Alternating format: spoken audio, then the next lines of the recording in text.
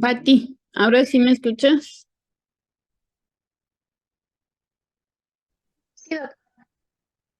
Te puse como coanfitrión porque yo no conozco los apellidos. ¿Me ayudas a darles acceso, por favor, a los que conozcas sus nombres? Doctora, está bien. Gracias. Vamos a esperarnos tantito porque ingresen los demás, por favor.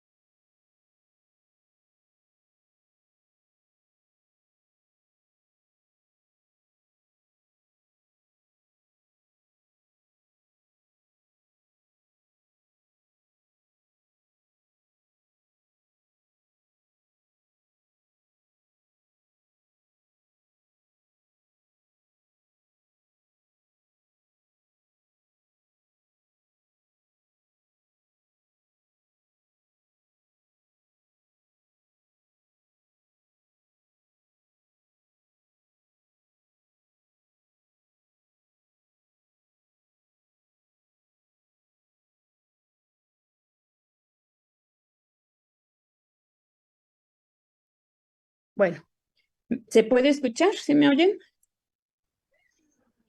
Sí, doctora. Sí, Bueno, no sé hasta dónde me escucharon, muchachos. Creo que hasta me seguía yo hablando sola. ¿Alguien me puede decir hasta dónde me escucharon, por favor? Nos quedamos en que estaba explicando de los heterocigotos recesivos, qué Ajá. pasaba si se juntaban entre ellos. Ok, terminamos de ver la de aquí, entre estos hermanos con los papás. Nos quedamos en los azulitos, ajá. Ah, ok. Pero sí vimos cuando se juntaban los dos recesivos y por qué estos tenían la enfermedad. Sí, doctora. Ah, bueno. Ok, entonces, a lo que me refiero de si se juntan dos o no, se llaman alelos. ¿Alguien sabe qué es un alelo?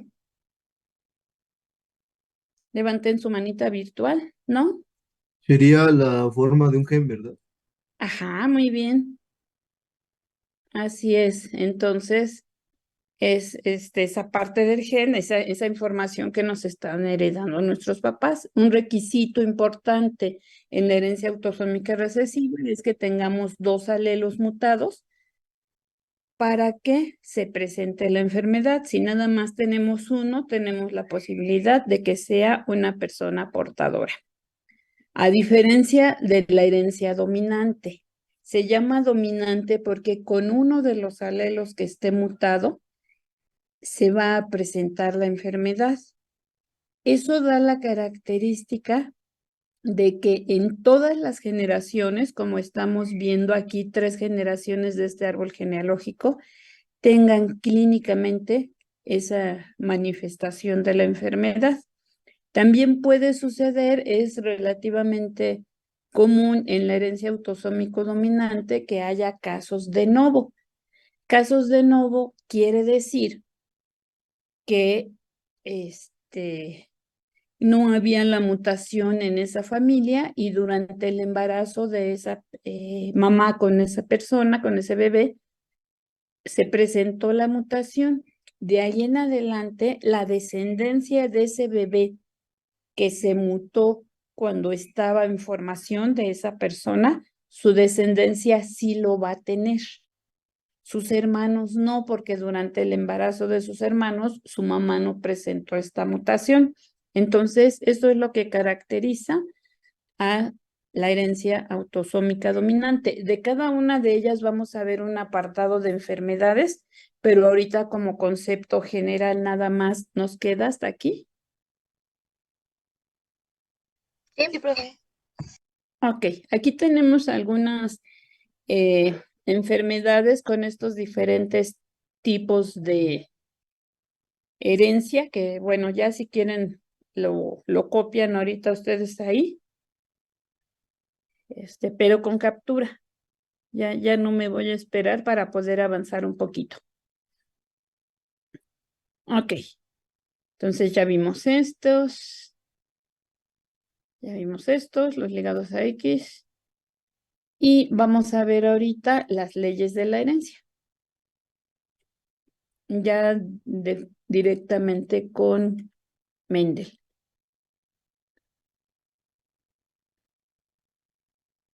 Y vamos ahorita a ver algunos otros conceptitos. Ok, entonces, si ustedes recuerdan, pues Gregorio Mendel fue un monje que además era científico. En su momento fue más conocido por monje que por científico, pero era una persona preparada. Él nació allá en Europa, ¿verdad? En el siglo XVIII. Y él, como vemos, asistió incluso a la universidad, le gustaban las plantas, estudió física, estudió botánica, y con esas plantas él tenía el espíritu de investigador. Alguien para ser investigador es curioso, es una persona que observa, es una persona que se pregunta cosas, es una persona que quiere darle respuesta a esas preguntas que está generando, y eso fue lo que hizo Gregorio Mendel, y él estudió las características de las plantas. Probablemente sus mamás o alguna abuelita o tía por ahí tiene plantitas en su casa y compran plantas de colores y de diferentes características y luego ya las tienen como combinadas, como lo que veíamos de los colores. Fue algo así similar lo que hizo Mendel, pero él tomaba registro. Él decía, los padres, los primeros que yo sembré, tienen estas características. La primera generación es así, las siguientes generaciones, y así fue escribiendo, y él publicó entre 1865 y 1866, publicó sus artículos, o bueno, más que artículos, porque no era como tal un artículo, sus registros que tenía de estas investigaciones. Y sin saberlo, él estableció lo que ahora se conocen como leyes de Mendel, ¿sí? Entonces, pues él decía, voy a observar una característica de las plantas, por ejemplo, en los chícharos, el color, el amarillo y el verde, o en las plantas, el tallo alto o el tallo enano. Y él veía que si tenía una sola característica, pues era un cruce monohíbrido, y si tenía más características, pues se iban ahí presentando diferentes formas de herencia. A las primeras plantas que él tenía les llamó P1, que es la generación paterna, y cada uno de sus descendientes les llamó filial. como por ejemplo en sus abuelitos serían P1, sus papás de ustedes serían F1, ustedes serían F2. Si en un momento más adelante deciden ser papás y mamás, pues sus hijos van a ser F3, o sea, las filiales 3. Así se les llama a las generaciones y así lo llamó Mendel desde un principio. Y entonces vamos a ver diferentes aspectos que él manejaba y estableció esto, la ley de la segregación, de la dominancia y recesividad. Y vamos a ver aquí qué era lo que él estudiaba. Por ejemplo, tenemos que estudiaba el color verde y amarillo. No decíamos las características, la textura de la planta, si era rugosa o era lisa, pero se ve más bonito por acá. Entonces, ahorita vamos a poner los diferentes generaciones que él tenía. Entonces dice, los caracteres están controlados por factores que se encuentran a pares en cada organismo o se encuentran en pares.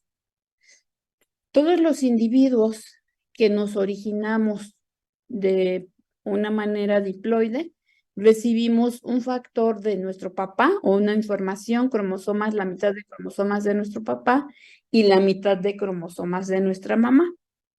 En las plantas, pues como tal, era complicado y más en ese momento que lo supiera Mendel, pero él combinaba las características de estas plantas. Como vemos, los colores, las texturas, los tamaños, que es lo que estamos viendo aquí. Y bueno, para establecer la ley de la segregación, él dijo que en la formación de gametos, dice, los emparejados se separan o segregan al azar, de tal manera que cada gameto recibe uno u otro con igual probabilidad. ¿Esto qué quiere decir? Vamos a verlo en dibujito aquí. Espero que se vea claro. Y entonces tenemos ahorita, dice, el cruce P1, o sea, esa primer pareja que él tenía. Y vemos que tenían características para alto. Siempre que un carácter sea dominante, lo vamos a asignar con letra mayúscula. Y cuando un carácter es recesivo, lo vamos a asignar con una letra minúscula, como lo estamos viendo aquí. Cada uno de estos individuos, cuando generan sus gametos, pues nosotros sabemos que la gametogénesis es un ciclo, el ciclo de meiosis que vimos, donde se van a separar aquí y van a quedar como haploides, de tal manera que cada uno de sus gametos, pues los que tienen el gen alto en este ejemplo, van a tener esa información. Y los que tienen el gen enano, pues van a tener esta información. Cuando estos dos se unen, toda la generación, toda la F1 van a ser altos. ¿Por qué razón? Porque todos tienen un carácter dominante, que es el E mayúscula, y un carácter recesivo, que es el E minúscula. Por lo tanto, físicamente, todas las plantas son altas, pero tienen en su genotipo información recesiva para tallo enano. De tal manera, vámonos al lado derecho de la imagen para que se fijen ustedes aquí. La primera generación, pues todos fueron altos, pero estos también, sus gametos, ahora van a tener algunos gametos la información dominante y otros gametos la información recesiva de ambos. De tal manera que cuando viene la F2, la siguiente generación, va a haber diferentes probabilidades de combinación, como lo estábamos haciendo en el ejemplo antes de que se cortara la sesión. Entonces, vean, aquí nos dice, este es alto. ¿Por qué? Porque tiene con este tienen los dos dominantes de tal manera que es alto. Este tiene un fenotipo alto con genotipo de portador para enano, porque se cruzó este con este. El siguiente tiene el cruce de este recesivo enano con este alto, físicamente va a ser alto con información para recesivo enano. Y este último, si se cruzan este gen recesivo y este gen recesivo, esta planta va a ser enana. De tal manera que cada vez que se genere un nuevo individuo, en personas sería cada vez que se tenga un nuevo hijo, va a tener, vean ustedes, 25%, a ver si le puedo anotar otra vez aquí, 25%, que es este que estoy señalando, de probabilidad de tener dos genes dominantes y por lo tanto ser alto. Va a tener también 25% de probabilidad de que se unan dos genes recesivos y sea enano, pero va a tener 50% de probabilidad, que es esto, de tener en su información un gen dominante con un gen recesivo. ¿Me expliqué? ¿Sí quedó claro o quieren que repita algo? No, profe, No, quedó sí quedó claro. claro. Bueno, entonces, eso es importante porque en la segunda generación, entonces ya se pueden expresar los genes recesivos con un 25% de probabilidad, como lo estamos viendo aquí. Por eso decíamos que así se estableció la ley de la segregación independiente, o sea, de manera independiente, cuando se forman los gametos, tienen esta información dominante, recesiva o dominante y recesiva. Cualquier cosa me detienen, por favor. Y aquí pues son solamente los conceptos. Ya sabemos que el fenotipo pues es la apariencia que tenemos, la apariencia física de los caracteres.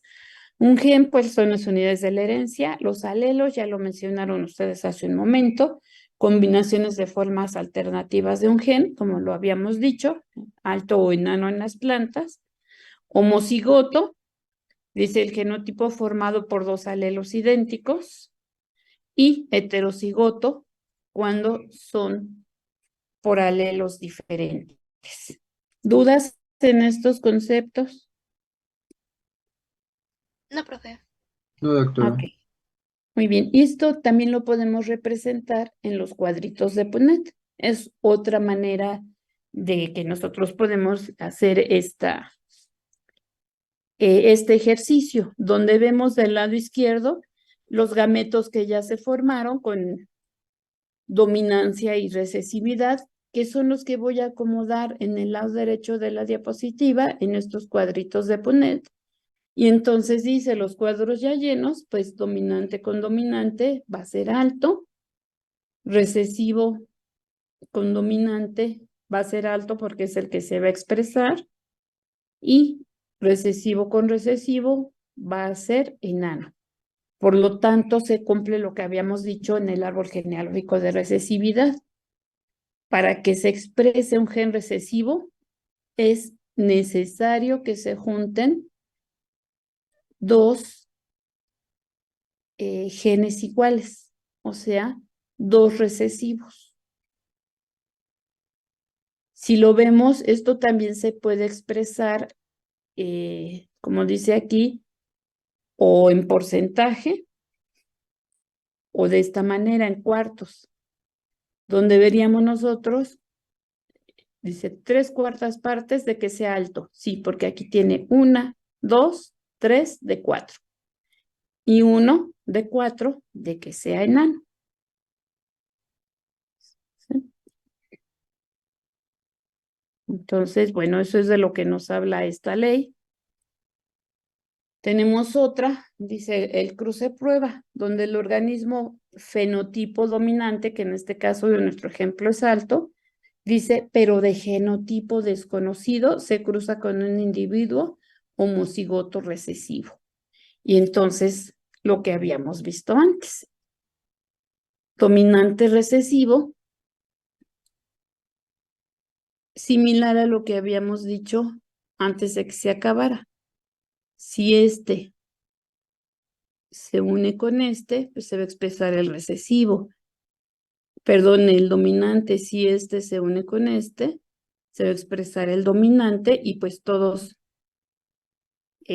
van a ser altos, como vemos aquí, porque el que domina es el que se expresa. Sin embargo, vemos del otro lado, ¿verdad? Donde ya se puede, si se une este con este, pues va a ser alto, 50% de probabilidad de que sea alto. Pero si se unen este con este o este con este, pues también va a tener 50% de probabilidad de que sea enano. Y de esa manera, pues también establecieron las otras leyes. Ok, déjenme borrar esto. Y podríamos así seguir nosotros haciendo ahora cruces con otras características. Dice, cuando hacemos un cruce dihíbrido, di habla de dos. Por lo tanto, implica dos pares de caracteres alternativos, color y textura. Rugoso y liso y amarillas redondas, que son características diferentes. Y entonces, ¿ahora qué es lo que vamos a hacer? Pues lo mismo, amarilla redonda con rugosa verde y también estos de la misma manera se van a ir combinando. Híjole, va a estar un poco difícil para mí poderlo pintar aquí, pero bueno, vamos a hacer lo posible. Lo que nos deja ver aquí es que quién es el dominante. El amarillo. El amarillo, ok. En color es el amarillo y en textura, El rugoso. El no, liso. sí. Redonda, El liso, ¿no? a ver, vamos a ver. Fíjense bien, entonces, ¿qué combinaciones puede haber? Si nosotros lo pintáramos como el de antes, como el que hicimos antes, ahí lo podríamos hacer. Si este lo pusiéramos así y este lo pusiéramos así, este es el dominante con el recesivo o con este, todas las combinaciones que sean posibles. El dominante es el redondo, son todas amarillas y redondas en la F1. Y acuérdense que en la F1 se expresan solo los dominantes. Entonces, aquí estamos viendo que ese es el dominante. Ajá.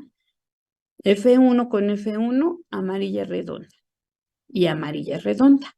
Y ya tenemos acá las descendencias. Entonces, para la F2 vamos a ocupar otro color. Para la F2, ahora ya se están expresando amarilla rugosa, que es lo que tenemos aquí, y ya se están expresando verdes lisas y verdes rugosas. Como son ahora dos combinaciones o dos caracteres, cada carácter tiene dos probabilidades. ¿A qué me refiero? Color tiene dos probabilidades, verde y amarillo. Y textura tiene dos probabilidades, liso y rugoso. O sea, en total estoy combinando 4 aspectos. No sé si me doy a entender. ¿Sí? Entonces, dos características, color y textura. Para color son verde y amarillo, para textura, liso y rugoso. Si todo eso nosotros lo combinamos 4 por 4, o sea, todas las combinaciones son 4 por 4, el total de probabilidades que yo tengo son 16. Ajá. Por eso es que está aquí 16. Y de todas ellas, de esas 16, 9 de probabilidad que sea amarilla redonda. Solamente 3 de que sea amarilla rugosa. 3 de que sean verdes redondas y solo 1 de que sea verde rugoso. Voy a salirme de la presentación completa. A ver si... A ver si lo puedo representar en el... Oh, no sale lo mismo. A ver, dejen ver.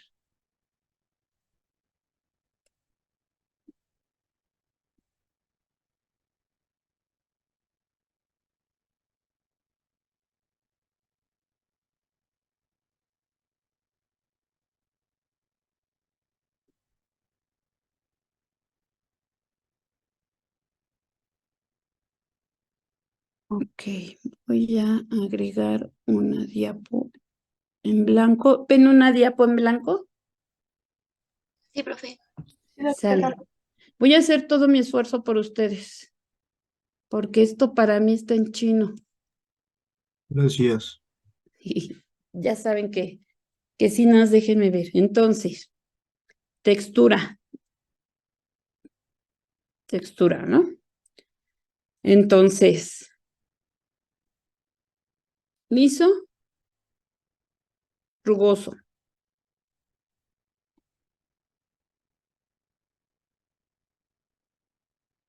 Color.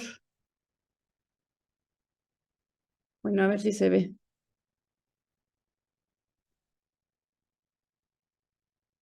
Oh, qué caramba. Ok. Color amarillo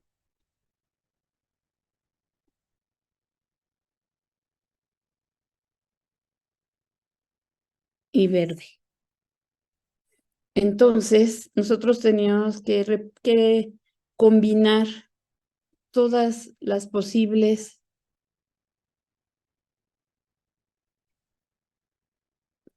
O sea, cuando nosotros hagamos todas las probabilidades, no las voy a hacer todas por cuestión de tiempo, porque de por sí me cuesta trabajo hacerlo, pero cuando hagamos todas esas, otra vez 10 minutos. Ay, perdón, muchachos, pero es que me estresa esto.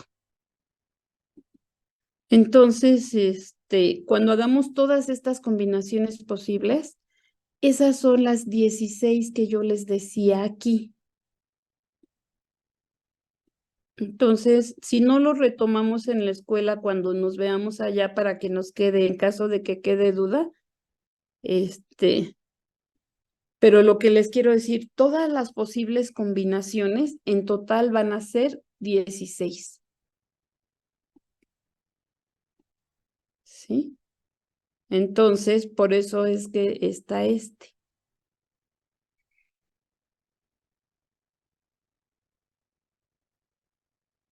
Ok, déjenme quito esto.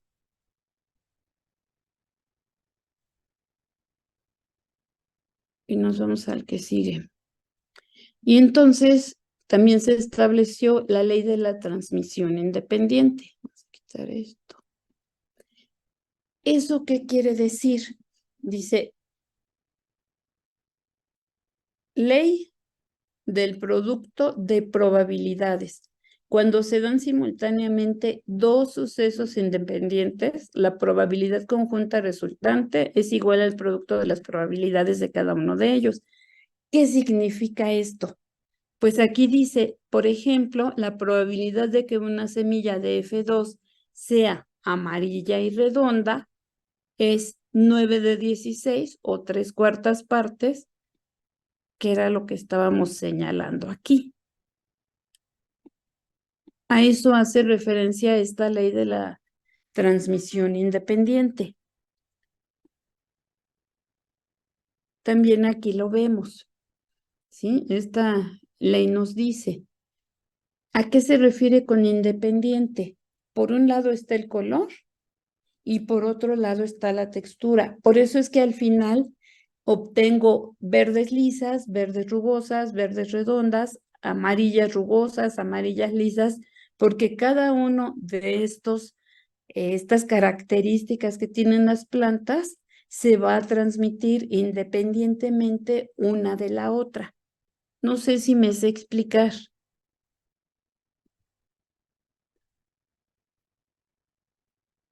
Chicos, ¿alguna Sí, duda? profe. No, ¿Sí ninguna. quedó? ¿Seguros? Sí, doctora. Si no, por favor, me dicen de hoy en 8 en la escuela. Es que a mí me da mucho trabajo eso del Zoom. Sí, doctora, no se preocupe. Pero bueno, de último momento anoche nos avisaron. Ustedes lo saben. Pero bueno, cualquier cosa me avisan. Y entonces vean, dice, en la formación de los gametos, si nosotros hacemos eso con los gametos, aquí lo vamos a entender bien.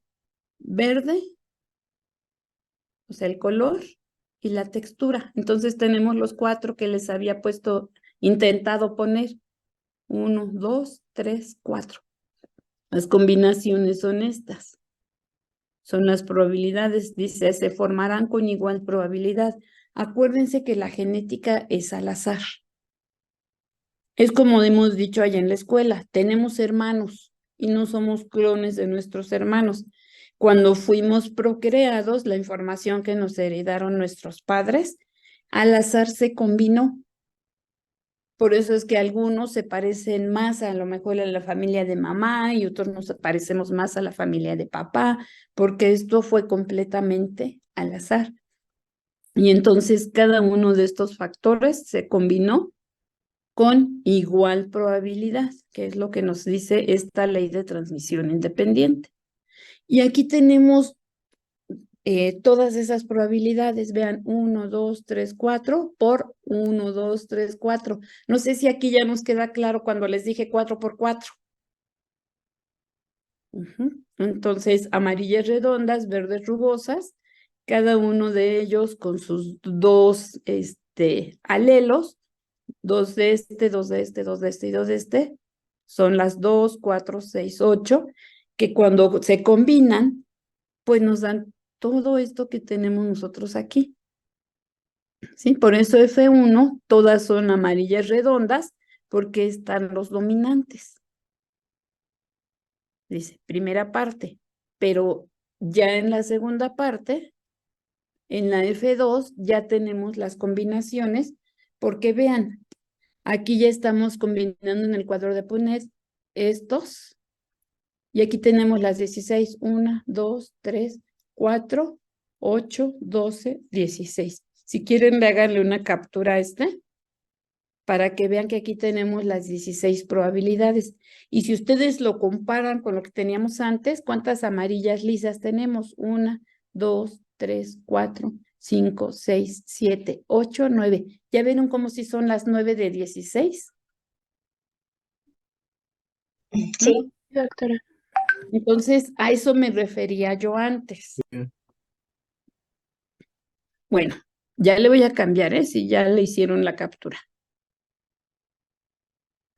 Y si le agregamos nosotros más caracteres, pues cada vez nos vamos a tener más probabilidades. Eso sucedió cuando vinieron a invadirnos los españoles, ¿verdad? Cuando se casaban o violaban o procreaban con las mujeres de aquí. Por eso nosotros ya no somos como tal una raza pura. Somos mestizos, por eso en las mismas familias habemos unos más oscuritos, a lo mejor alguno de nuestros hermanos es más blanquito y tenemos diferentes características, porque pasó lo que aquí está. Todas esas características se fueron mezclando, pero eso a la larga enriqueció a los organismos porque pues se favoreció la evolución, la resistencia y la adaptación de los cuerpos. Pero bueno, aquí están las 9 de 16, las 3 de 16 y lo que habíamos dicho antes, quedan 3 minutos. Y Por último, los cruces trihíbridos, que son 3 características. Ujú. Dice, las parejas de genes que presentan los caracteres alternativos, pues los podemos representar así. Y ahora, si combinamos estos, pues de 16, ahora vamos a tener hasta 32 probabilidades, porque esta con esta, este con este otro, este con este.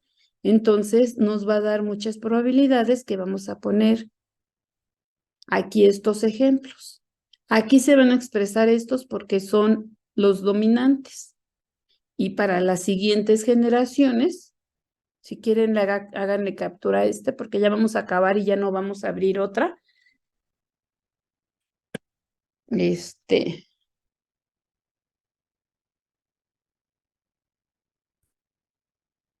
Entonces, pues tenemos todas estas probabilidades.